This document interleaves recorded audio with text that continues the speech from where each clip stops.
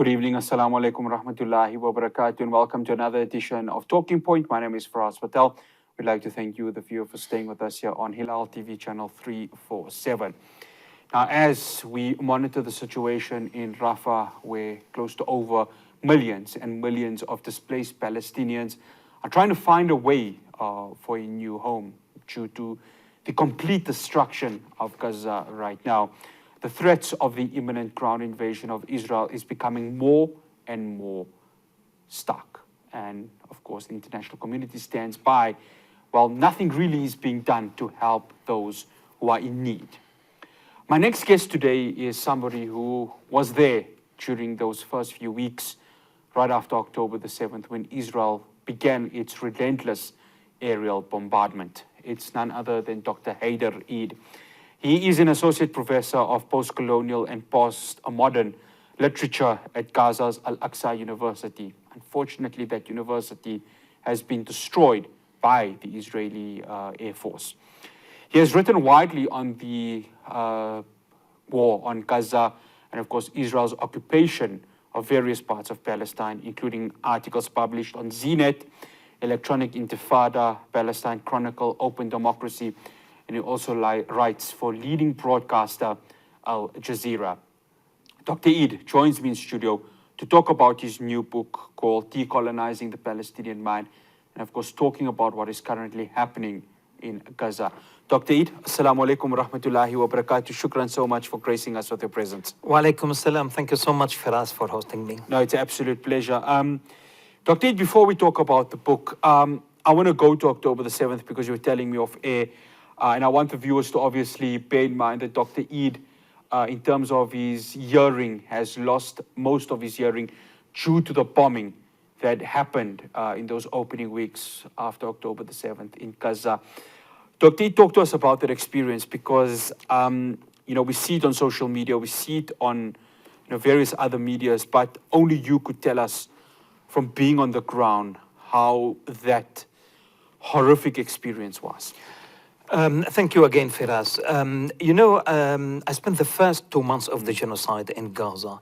When in 2005, I decided to go back to Gaza and start a career, a teaching career as an academic at Al-Aqsa, what used to be Al-Aqsa University, which has been destroyed by apartheid Israel, together with the other 4 universities in Gaza, Al-Azhar University, Al-Quds Open University, the Islamic University, and Al-Isra University, and of course, Al-Aqsa University. I lived through the deadly hermetic siege imposed on Gaza by apartheid Israel in cahoot with reactionary Arab regimes and the colonial West since 2006, when the Palestinians of the Gaza Strip and the West Bank only, not all Palestinians, were asked to head to the polling station and vote for their representatives. The Palestinians of the Gaza Strip and the West Bank decided to vote against the two-state solution. Yes. Which is a racist solution par excellence. They decided to vote against the Oslo Accords, which had been signed in 1993 and which never led to a sovereign independent Palestinian state as we had been promised. And because the people of the Gaza Strip and the West Bank decided to vote against the two-state solution and the facade of the so-called peace process, the United States of America and apartheid Israel and Arab regimes decided to impose a deadly hermetic siege on the people of Gaza. So that started in 2006 and still continuing until today. And as if that was not enough, blocking everything, including our, milk for our children. They started even counting the calories that we were allowed to use. They blocked almost everything. And as if that was not enough, they decided to launch massive wars on the Gaza Strip, 2008, 2009, which led to the killing of more than 1,200 people. I was there, and I lost family members and friends. For 18 days, That was not enough. They decided to do the same thing in 2012, killing more than 200 people within 5 days. As if that was not enough, decided to do the same thing in 2014 for 51 days. Massive, massive attacks, killing more than 2,200 people, including more than 450 children. That was not enough. 2021, the same thing happened again, but we never gave up. We never surrendered because we have a very important quality in Palestine. In Arabic, we call it sumud, meaning steadfastness. The people of Palestine have that quality, sumud. And this is why apartheid Israel decided to do the same thing in 2023, still happening until then, and launch not only a massive attack. We are not talking about war crimes and crimes against humanity now. We are talking about a genocide. The very definition of genocide. I witnessed all these massacres, and every single time I was asked whether I wanted to leave Gaza or not, I would say no. This time, I lost my house. I was forced to leave my flat with my family, only wearing a t-shirt. I have since then been displaced 4 times. I have 2 kids, 6 and 7 years old, and they were deadly scared. Deadly scared. And you were telling me, of course, in order to save them from the horrors, you had to block their ears. That's and correct. Unfortunately, That you know, I lost you my lost your hearing. Yes, Yeah, yes. And many families went through the same. That's the same thing, because I remember on the 3rd or the 4th day of the genocide, we were asked to leave our area. I used to live in a Rimal neighborhood, a middle class, upper middle class area in Gaza, and they started by carpet bombing Rimal. So we were asked to leave. I live in a residential tower. I live on the 10th floor. And that day I couldn't move to the north. They asked us to move to the north because they were killing people in the north. They were bombing the north, and they asked us to move to the north. So I stayed with my neighbors, and that night they started carpet bombing a Rimal neighborhood, and I was staying in a very tiny, small corridor with 7 families. And because my kids were terribly scared, I had to to help them close their ears and put a wet towel on their mouths. And I paid a very heavy price, but it's nothing compared to the sacrifices made by other families. Entire families, whole families were wiped out, including some more than 40 of my cousins and their grandchildren and children and wives. So I moved, the first time I moved from a Rimal neighborhood to Sheikh Radwan in the northern part of Gaza City. And the same scenario happened again. We were contacted and we were threatened, and we had to move from Sheikh Radwan in Gaza City, to Rafah in the south, where I stayed with my sister and my nephews. I saw amputated bodies of children. I saw dead bodies of women. I saw one of the most, and I have been saying this to all my South African comrades here, one of the most hated words in Arabic in Gaza right now is anqad, meaning rubble, because that is the nightmare of every single Palestinian family living in Gaza right now, including my own family, where we had nightmares of the Israelis attacking the house where we stayed, and people would find our bodies under al-anqad, under the rubble. We are going to touch on that a bit, Dr. Eid. I want to talk about your book, The Decolonizing the Palestinian Mind, because we talk about the Nakba, we talk about even post-Nakba when Theodor Herzl tried to enforce his influence during the Ottoman Empire in Jerusalem. And it all stems from that. It's a 100-year history, even more than that. Why is this book important for not just, a Palestinian? Why is it important for everyone to read, to actually understand and truly understand the deeper meaning of what is currently happening, not only in Gaza, but also in the West Bank and other areas? No, that's a very, very good question, and I don't want to spoil, the pleasure of reading this book for the readers who are interested. But I think it's very, very important, first of all, to notice that the title itself is Decolonizing the Palestinian Mind, suggesting that part of the Palestinian mind has been colonized. Exactly like, minds of African people under British and French colonialism.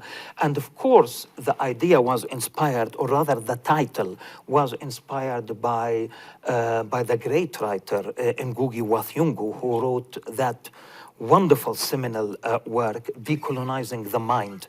The argument in Ngugi wa Thiong'o is the influence of colonial culture and in particular colonial language on the formation of the colonized mind. Influence, of course, Ngugi was influenced by the works of Steve Biko, the works of Edward Said, the works of Frantz Fanon, etc., etc.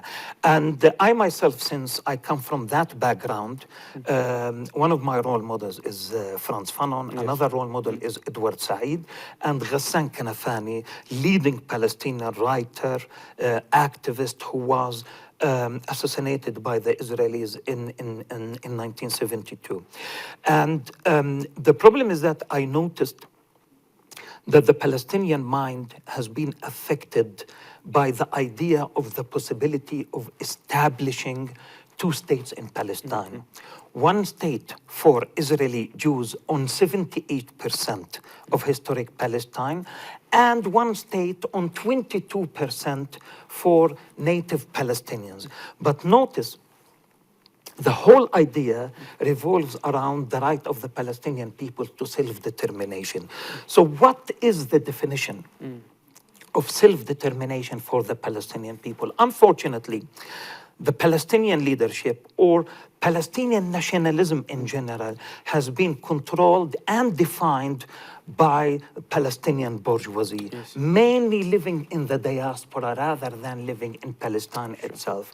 Unfortunately, it ended up believing in the possibility of coexisting with Zionism and settler colonialism in Palestine if we are allowed to establish a Palestinian state in the Gaza Strip and the West Bank. My argument is that especially after the signing of the Oslo Accords, and that is my central point, Palestinian mind has been, I coined a term and I called it Osloization. That means the Palestinian mind has been Osloized, NGOized, believing in the works of Western-supported NGOs, leading to the idea that you can coexist with Zionism and establish a Bantustan exactly like the infamous Bantustans you had in South Africa, and you can call it an independent Palestinian state since it has a flag, it has ministries, it has a national anthem. All are signs and symbols of independence, and therefore you can claim that you have reached independence. My argument is that we are not, as Palestinians, fighting for false independence. We are fighting for liberation. Hence the need for a decolonization of the Palestinian mind. I have to stop you there, Dr. Eid. We have to obviously take a break, and after that, I'll continue my conversation with Dr. Haidar Eid. Do stay tuned to Talking Point.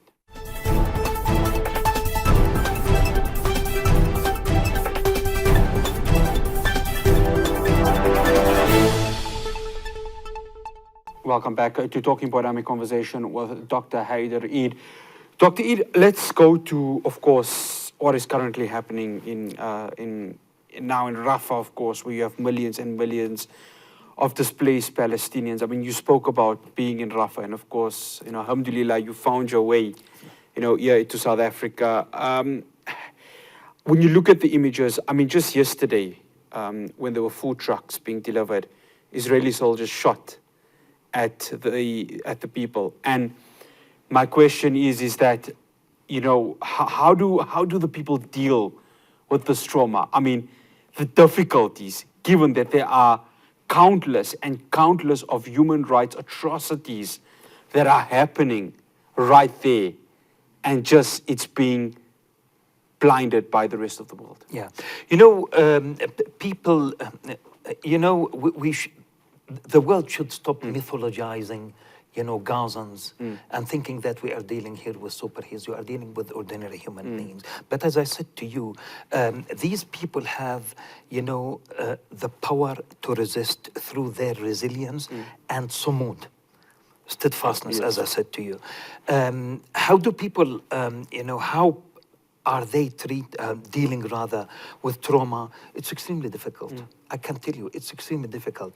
What does it mean when you have an enemy that denies your humanity? You know, a precondition for genocide is the dehumanization of the natives. It happened in almost all settler colonies in the Americas, in Australia, and in New Zealand. In Algeria, they lost more than 1.5 million martyrs in order to liberate Algeria.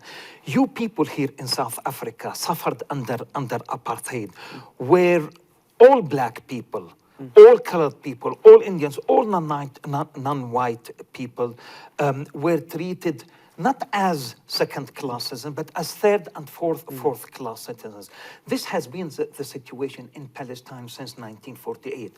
But when it comes to Gaza, people keep asking us, why Gaza in particular? I tell you why. People tend to forget that 80% of Gazans are refugees, entitled to their right of return to the towns and villages and cities from which they were ethnically cleansed back in 1948. I myself, I'm a refugee. My parents were refugees from the village of Zarnuga. The village of Zarnuga was you know, ethnically cleansed in 1948. My parents moved to the Gaza Strip. I was born in the Nusayrat refugee camp. I grew up, in Gaza. In Gaza as a refugee. So in a way, we've never seen an alternative life. And still we believe, in order to deal with that trauma, we still believe in Gaza that another world is possible. And this is why you have resistance. The cradle of resistance, the cradle of nationalism in Palestine has always been Gaza. 1965, with the emergence of a contemporary Palestinian revolution. The first intifada started in Gaza. The second intifada. And what is happening right now is also an indication of how resilient the people of Gaza are. But we cannot deny the fact people are suffering. We are talking about 30 million martyrs within 3 months. 30,000. Can you imagine? The population of Gaza is 2.3 million. Most of them are in the Rafah area, Khan Yunis and Rafah. So I can't imagine what is going to happen if Israel, and apparently judging by statements by the megalomaniac prime minister and the megalomaniac ministers of Israel, they have plans to invade Gaza, which means we have to brace ourselves for horrific massacre. Well, they want to make a ground invasion of Rafah. Exactly. And there seems to be no stopping them, because you've got the United States of America, who is the world's biggest superpower. That's correct. They're not doing anything, and that's disappointing, isn't it? Yeah. But I want to bring to us here in South Africa, of course, a broader case to the International Court of Justice. Dr. Eid, you live in South Africa. You've been here, obviously, since the 90s, you were telling me of air. And, of course, there's a shared history that South Africa has with Palestine. We saw this weekend the Palestinian national football team playing here in South Africa. As a Palestinian, I mean, how much of love and admiration do you have for South Africa, given what they have done, even now? Bringing it to the ICJ. Right. On the day of the ICJ ruling, I wrote a piece for Al Jazeera title, thank you, South Yes, Africa. I read it before you came. Yes. Title South expressing, and I can tell you, Firas, I think by saying this, I represent the overwhelming majority of the Palestinian people, not only in Gaza. You know, unfortunately, when people talk about the Palestinian people, they in a way, and this is the result of the Oslo Accord, they reduce the Palestinian people to the residents of the Gaza Strip and the West Bank. Those are 1/3 of the Palestinian people. So when I say represent the Palestinian people, I'm talking about the overwhelming majority of the Palestinian people in Gaza, in the West Bank, in 1948, and the diaspora. And I can tell you, everybody feels very grateful for what South Africa has done. I think this joint struggle, South African and Palestinian, is something that is that all Palestinians are talking about right now, and only a country like South Africa could do something like this. Unfortunately, our brothers in the Arab world, we are talking about 22 Arab countries, they have turned their back on us, in fact. This should have been done by an Arab country. Not a single Arab government dared to challenge apartheid Israel and the United States of America. Post-apartheid South Africa has done that. As I said to you, Firas, there is a context why South Africa has done. One, because South Africans suffered under apartheid.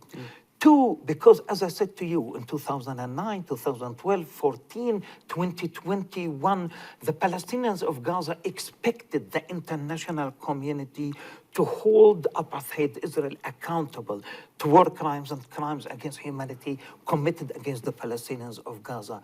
The international community did absolutely nothing. Absolutely nothing. Empty rhetoric means nothing to us. Empty rhetoric does not save the life of a Palestinian child starved to death. Literally, this is what is happening right now in Gaza for us. Jana Qudeh, 10 years old, in Khan Yunis, I'm sure the name is familiar. 3 days without food, without water, until she died. Her father saw her dying. And for me, Jana Qudeh represents Gaza. We looked at the international community 4, 5, 6, 7 times, and the international community couldn't issue a resolution at the United Nations, or rather Security Council, condemning apartheid Israel, holding apartheid Israel accountable to those war crimes and crimes against humanity. And this what has led to post-apartheid South Africa, the government of post-apartheid South Africa, to say enough is enough. So the real beacon of democracy and human rights is not the United States of America. It's not the colonial West, the UK, France, Germany, who, as soon as the genocide started, decided to visit, their prime ministers and president decided to visit Israel and support Israel militarily, financially, etc., etc. Some even sent soldiers to fight there in support of apartheid Israel. But post-apartheid South Africa decided to say enough is enough. And this is the first time it happens in the history of the conflict. After the break, I continue my conversation with Dr. Haidar Eid. We're going to be discussing what needs to happen in terms of words becoming actions. We're going to focus, of course, on the United Nations, and most importantly, what the Western world needs to do as they hold much power in trying to hold Israel accountable. Do stay tuned to Talking Point.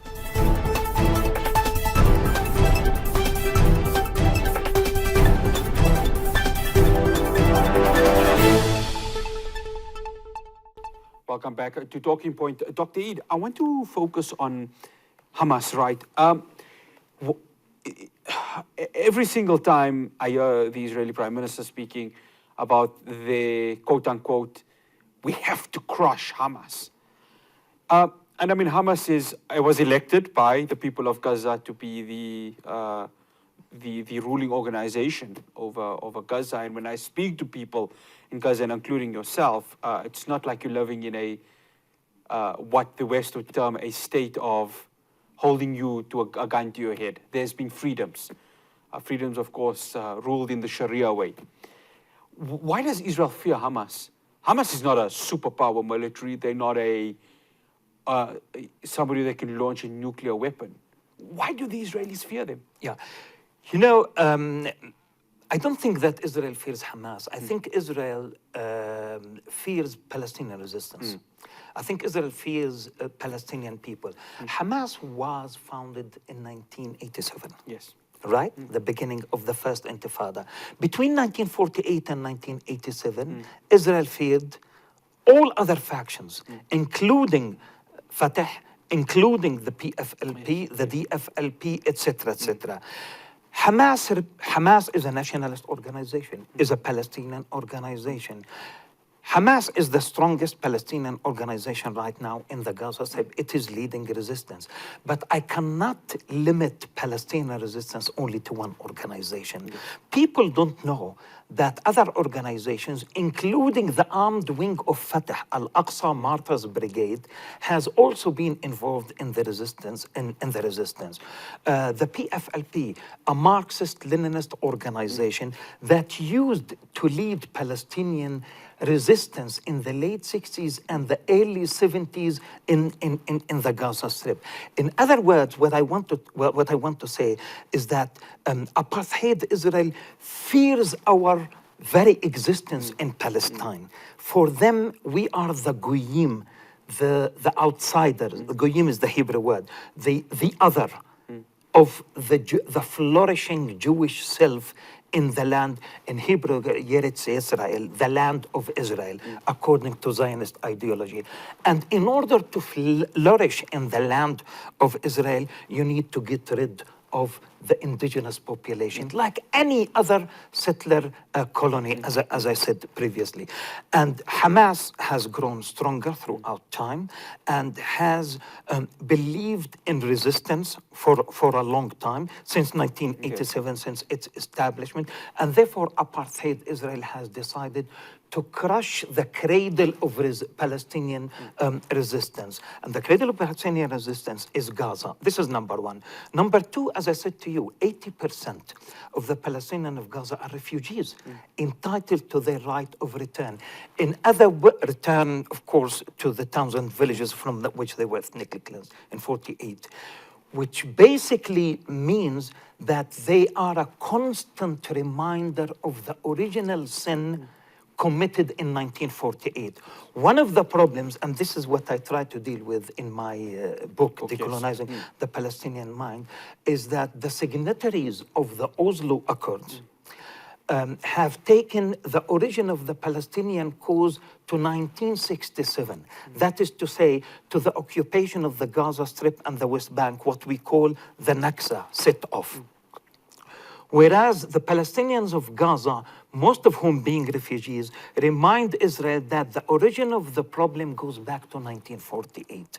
Now, Hamas, the PFLP, the DFLP, the nationalist initiative led by Mustafa Barghouti, who used to visit South Africa very often, were opposed to the Oslo Accords. And therefore, they decided not to join the Legislative Council elections in 1996. But unfortunately, and this is one of the problems I have with Hamas and the PFLP, is that in 2006, they decided to join the Legislative Council elections. The Legislative Council is one of the institutions of the Oslo Accords. And therefore, it does not represent all Palestinians, but rather the Gaza Palestinians and the West Bank Palestinians. But it also, Hamas and PFLP and other resistance organizations believed that you cannot negotiate with Israel as long as Israel has the support of the United States of America, and as long as it has normal ties with some Arab countries. Yes. Hamas has been opposed to that, and this is why it had to pay a heavy price together with other resistance movements. President Lula da Silva, who of course represents part of the Global South, is part of BRICS, which South Africa is also part of, made of course comments comparing the genocide in Gaza to that of the Holocaust in World War II. That's angered the Israeli cabinet. They say that he should retract his comments or face the wrath of Israel. The Global South has been a big supporter of the liberation of the people of Palestine. Bolivia being one of them, Venezuela, Hugo Chavez, Cuba, Cuba. Sure. I mean, the list goes on. The global South. There is a relationship with Palestine and the global South, isn't there? Because it's a part of the world that they themselves went through colonialism, whether it's the Spanish or the French or the English. That's correct. You know, 2 days ago, I attended an event with the Minister of Justice here in South Ronald Africa. Lamola. Yes, Lamola, exactly, and with the legal team member Yes, Adela Hassim. Hassim. Yes. And what I said to them and to the people attending that is that the case raised by post-apartheid South Africa against apartheid Israel is not about Gaza. It's about the global justice. Yes. And I think that the global South has understood this, that the colonial West wants to go on controlling the global South, moving from an era of colonialism into an era of neo-colonialism that has been going on since the end of the Second World War. What the Lula, said 2 days ago is extremely important. You know, he touched on one of the issues that we have not been allowed to tackle at all. First of all, we were not allowed to compare Israel with the apartheid regime of South Africa. I remember very well, 2005, even during the anti-racism conference in Durban, if you remember, Firas, in 2001, we were attacked when we used the word. They didn't even want us to use the word apartheid. They say, you can't use the A word instead of saying apartheid. Israel is not an apartheid country. Israel a democracy. Look now where we are, Firas. Amnesty International has said Israel is an apartheid state. Human Rights Watch has said Israel is an... Israeli NGOs themselves have said that. Bet Salem, which is Israel's mainstream human rights is saying Israel is as an apartheid state. And now people are saying, yes, Israel is a genocidal state. And thanks to South Africa again, I really want to keep reminding people that what South Africa has done is revolutionary. Now, everybody talking about Israel labels it with the word genocide. Israel is not only an apartheid state, is not only a settler colony, it's a genocide state. And you know very well that the international community has a responsibility to stop the genocide that is taking place right now in Gaza. And we cannot rely on the colonial West, but we can rely on the global South.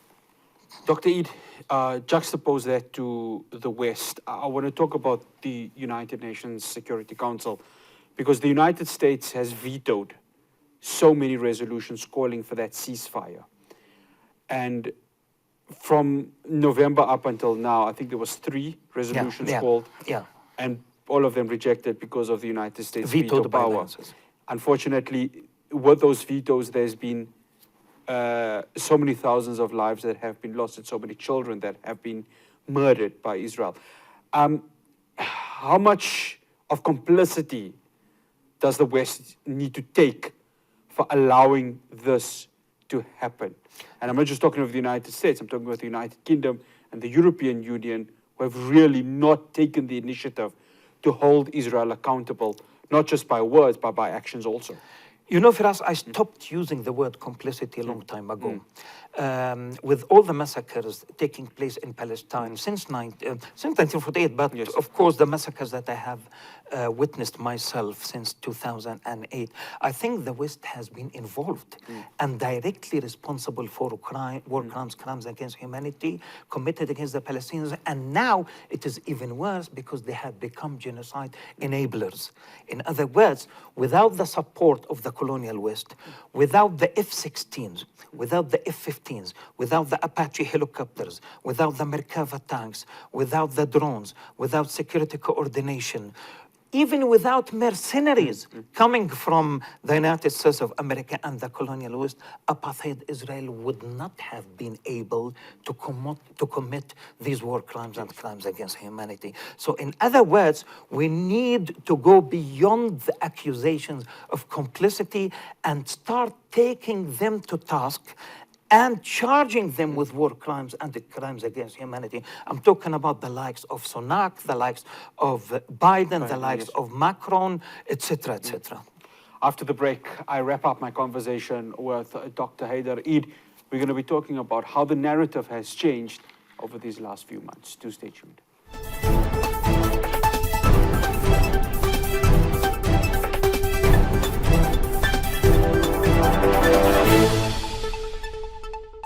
Welcome back to a Talking Point. Dr. Eid, the narrative has changed, hasn't it? Absolutely. We've seen, of course, boycotts of many organizations that have openly supported Israel. We've seen the rise of many protests across the world. Yeah, in South Africa, of course, you've seen it in Cape Town, Johannesburg, Durban, wherever it may have been. We've seen it in the Western countries, especially countries like Ireland, in Dublin, is, being one of those cities. And then we've, of course, seen within the entertainment industry, various, actors of Hollywood that have stood up, and it keeps growing. This only happens when the eyes get open wider, doesn't it? Because education is important, and the education now is for all to see. That's correct. I think all the support that we are getting in Palestine right now, it's very, very clear and very, very obvious. And it has to be translated into action. And all the support we are getting, I always say, thanks to the blood of the Palestinian children of Gaza. I noticed the shift, to tell you the truth, after 2008-2009 massacre.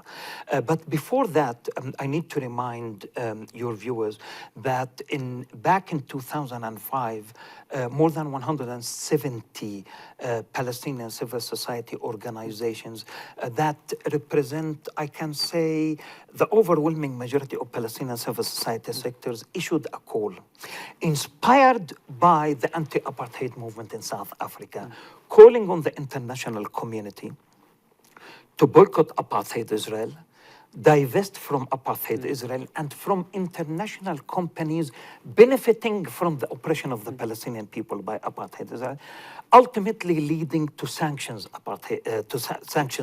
against apartheid Israel, the BDS movement, the BDS call. And at the beginning, we didn't notice a real positive response from the international community. And by the way, when I say the international community, I'm not referring to governments. I'm referring to civil society. Yes, and in fact, that call was inspired by the South African BDS call issued in the late 50s in London by a handful of ANC and SACP, activists. We issued our call in 2005, and it was given a huge momentum by what happened in 2008 and 2009. And I can tell you, right now, the overwhelming majority of international civil society is supporting our demands. And what are we calling for? Tactically speaking, our strategy has been not to call for political solutions, but to call for the implementation of international law pertaining to the Palestinian question. We want the withdrawal of Israeli troops from the Palestinian and Arab lands they occupied in 1967 in accordance with the Security Council Resolution 242. We want the implementation of United Nations Resolution 194, which calls for return of Palestinian refugees to their towns and villages. Number three, we want an end to Israel's apartheid policies, discriminatory policies implemented against its Palestinian citizens, the 1948 Palestinians. I think the international civil society looked at our demands and said there is nothing wrong with that. What is wrong with a call, calling for the international community to implement its own resolutions? Yes. These resolutions are not Palestinian resolutions. These are resolutions actually made by the United Nations, by Security Council. And we have noticed a change, especially this time. The overwhelming majority, by the way, of the globe now is calling, for example, for a ceasefire. only the colonial West and the United States of America. But even the colonial West is changing. The United Kingdom, France are now calling for a ceasefire. Only America is left alone with apartheid Israel. And we are hearing about differences between Benjamin Netanyahu and Joe Biden. The point was that if you really want to make a change in America and the West, you need to make Palestine exactly like what you did in South Africa, to make Palestine a domestic issue. And we are noticing that there is a new generation within the Democratic Party in the United States of America that is calling for the implementation of United Nations resolutions in Palestine. Dr. Eid, you mentioned ceasefire, and that word is being brought across so many times because as we speak right now, we don't know how many more hundreds or even in the thousands women, children, and men are going to be killed.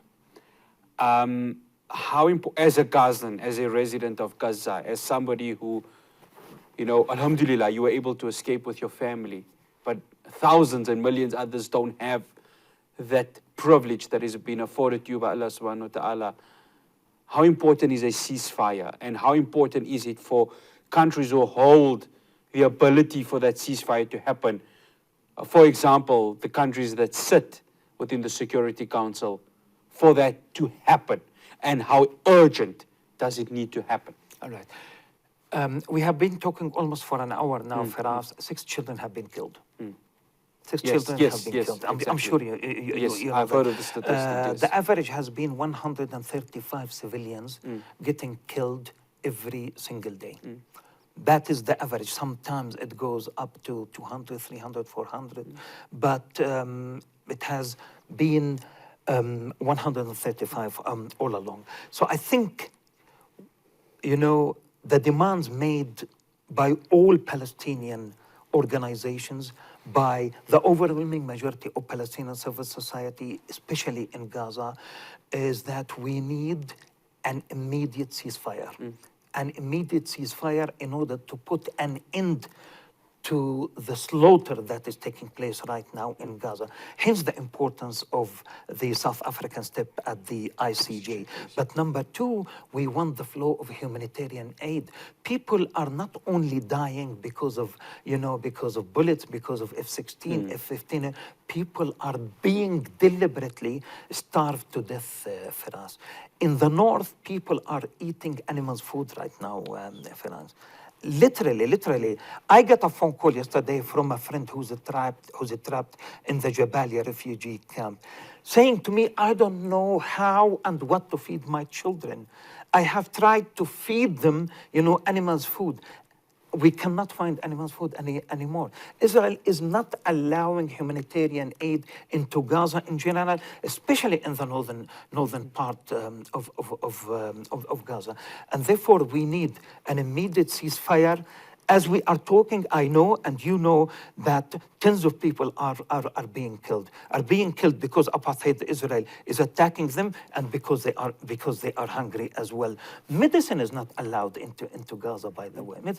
Almost all hospitals have been destroyed, Firas. All hospitals, all Palestinian universities have been destroyed. So it's a combination of genocide and ethnic cleansing. They want to push those who are still alive in Gaza into the Sinai desert. So I think this is a call from a Palestinian who has survived the genocide. I'm a genocide survivor, calling on, let me seize this opportunity as well, Firas, and call on the South African government. I mean, it's just a question. There are some South African soldiers, mercenaries, fighting with the Israeli, you know, terrorists, killing Palestinians. They put it blatantly on social media. They are also putting it blatantly on social media. So what is the South African government doing about that? The second point is that why not cut all diplomatic ties with apartheid Israel? I mean, look at what Brazil did yesterday. And I think it's high time for the South African government to cut all diplomatic, all economic, all cultural, educational, academic ties with apartheid Israel. You were expecting the international community to boycott the apartheid system in the 70s and 80s, and now we are expecting the international community to do the same thing and boycott apartheid Israel. And all that discourse that we have been dealing with, Firas, has definitely played an extremely important role in shifting the narrative. Dr. Eid, shukran so much for joining us here on Talking Point on Hilaal TV. We say alhamdulillah that you've graced us with your presence, and I think we just need to keep making dua that, number one, as you mentioned, the ceasefire happens, and of course the humanitarian aid is given to the people of Gaza so that they can live a dignified human life, but inshallah in the long-term future, the liberation of Palestine, and inshallah hopefully you and myself can go into a liberated Palestine and of course be able to reap the fruits of what has been such a long struggle. Assalamu alaikum wa rahmatullahi wa barakatuh. Wa alaikum assalam. Thank you. It's an absolute pleasure. That is Dr. Haidar Eid, of course, who serves as an associate professor at Gaza's Al-Aqsa University. That's all we have for you here on Talking Point from myself, Firas Patel, and the rest of the team in Johannesburg. Assalamu alaikum wa rahmatullahi wa barakatuh.